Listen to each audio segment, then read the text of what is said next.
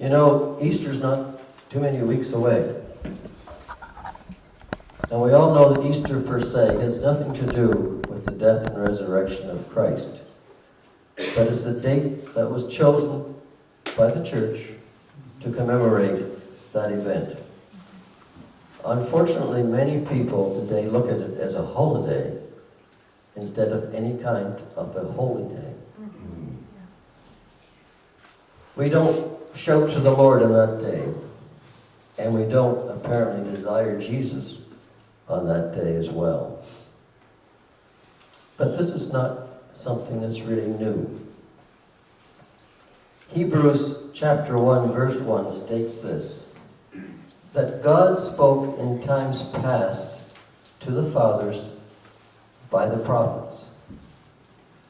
Now many of the prophets did prophecies concerning Christ. In fact, most prophecies, if not all of them, have something to do with Christ. The birth of Christ from Genesis, where it was told that the scepter should not depart from Judah until Shiloh comes, through to Micah when it says that thou Bethlehem, though the least in the cities of Judah, from you shall come the king who will rule over Judea.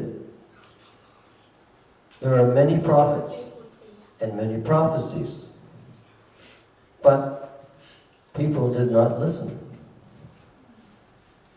And it is said by the Babylonian Talmud that the Pharisees ripped their clothes and covered themselves with ashes because when the scepter was taken away from Judah by the Romans, that the Messiah had not come. They didn't appreciate the fact that he had been born as a baby in a very quiet way. God spoke by the prophets, but they didn't listen. God also spoke about Christ's death and his crucifixion. Many, many prophecies throughout the Bible. In fact, about 200 refer to that event. And it's been estimated by mathematicians that the probability of even 8 of the major prophecies coming to bear was equal to 1 in 10 to the 17th power. And to put that into perspective, someone said it's like this.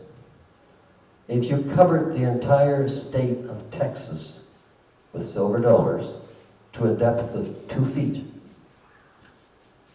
and had one specifically marked and blindfolded a person and asked them to pick out that one silver dollar on the first try, that would be about the equivalence of the same probability of Christ fulfilling these prophecies by chance alone. Christ was crucified and was resurrected. It was all prophesied. Even the Pharisees, according to the book of Matthew, when he was entombed, said to guard the tomb in case our second deception was worse than the first. In case they thought they were deceived by his being, they didn't want to be deceived by his death. You see, God spoke through the prophets, but people didn't listen. When Christ was on earth, he also prophesied. And many of his prophecies had to do with the apostles' disciples' question, how will we know when your second coming is? And in Matthew 24, he gave a lot of the indications that his coming might be near, because, as he said, no one knows the exact time or the hour.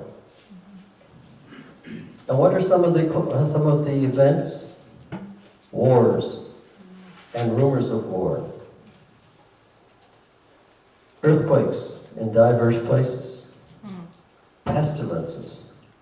It's interesting that this is the 5th pestilence in the last 40 years that we've had. the one going on right now. It said that there will be strange happenings in the sky and on the earth. There will be many deceptions. People will be deceived. Kingdom will rise against kingdom. And there will be fear everywhere. So, why is this happening? Why did he say this would happen? Because he did say that as it was in the days of Noah, so it shall be at the time of the second coming of man. In the days of Noah, it is said that there was evil everywhere, but that men were not fearful of God. They were partying, carrying on, giving in marriage, being married, up until the time the flood came, because no one believed it. There had never been rain on the earth before that time. So it says now in Romans chapter 2, because when people knew God, they did not glorify him, not as God, neither were they thankful, but became vain, and their hearts were hardened.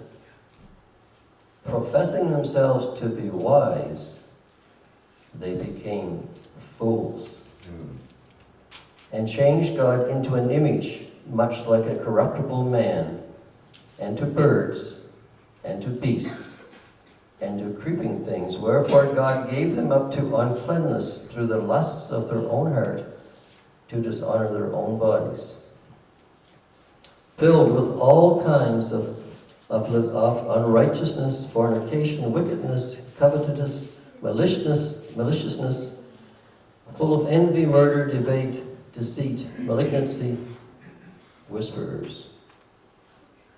These are the signs of the time. It said in Hebrews that in the ancient time God spoke to times past to the fathers by the prophets. But they didn't listen. The people did not listen to what the prophets said.